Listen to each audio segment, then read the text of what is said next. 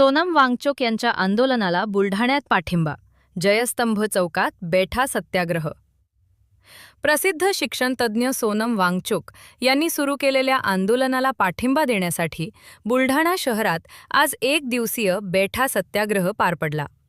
स्थानिक जयस्तंभ चौकातील डॉक्टर बाबासाहेब आंबेडकर यांच्या पुतळ्यासमोर हे आंदोलन करण्यात आले। गेल्या 20 दिवसांपासून दिल्ली येथे सोनम वांगचुक आपल्या मागण्यांसाठी उपोषणाला बसले होते। मात्र दिल्ली पोलिसांनी हे आंदोलन बळजबरीने मोडीत काढल्याचा गंभीर आरोप आंदोलनाचे नेतृत्व करणारे सामाजिक कार्यकर्ते ॲडव्होकेट प्रवीण सुरडकर यांनी केला आहे। तसेच वांगचुक यांना अज्ञात स्थळी नेण्यात आल्याने त्यांच्या जीवाला धोका असल्याचे सांगत सुरडकर यांनी चिंता व्यक्त केली आहे।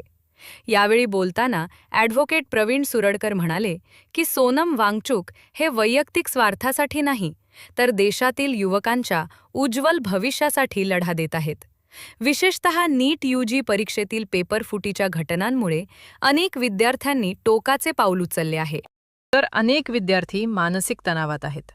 सरकारने या विषयाची तात्काळ दखल घ्यावी आणि वांगचुक यांच्या मागण्या मान्य कराव्यात। या आंदोलनाला पाठिंबा दर्शवण्यासाठी क्रांतिकारी शेतकरी संघटनेचे अध्यक्ष रविकांत तुपकर, प्रशांत सोनवणे, संघटनेचे पदाधिकारी आणि मोठ्या संख्येने नागरिक उपस्थित होते। संपूर्ण देशाने या गंभीर विषयाकडे गांभीर्याने पाहण्याचे आवाहन यावेळी आंदोलकांनी केले आहे। सोनम वांगचुक जे आहे त्यांची प्रकृती खालावली म्हणून त्यांना उचलून नेणं असा तो विषय नाही। मूळ कारण असं आहे की त्यांना 2 दिवसापासून जो प्रतिसाद मिळतोय विषय फार गहन आहे। नीट परीक्षेमध्ये जे पेपर फुटी प्रकरणामुळे विद्यार्थ्यांनी जे आत्महत्या केलेले आहे, ते काही विद्यार्थी डिप्रेशन मध्ये गेलेले आहे।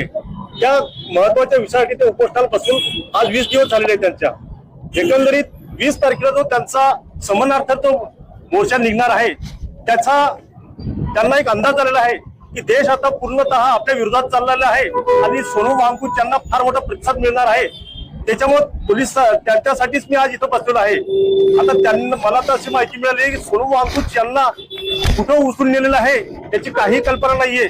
आता काही विद्यार्थ्यांना तिथं मारहाण सुद्धा झालेली असं मला माहिती मिळालेली आहे आणि मला असं वाटते सोनम वांगचुक त्यांच्या जीविताला सुद्धा धोका आहे अशी मला एक माहिती सुद्धा मिळालेली आहे।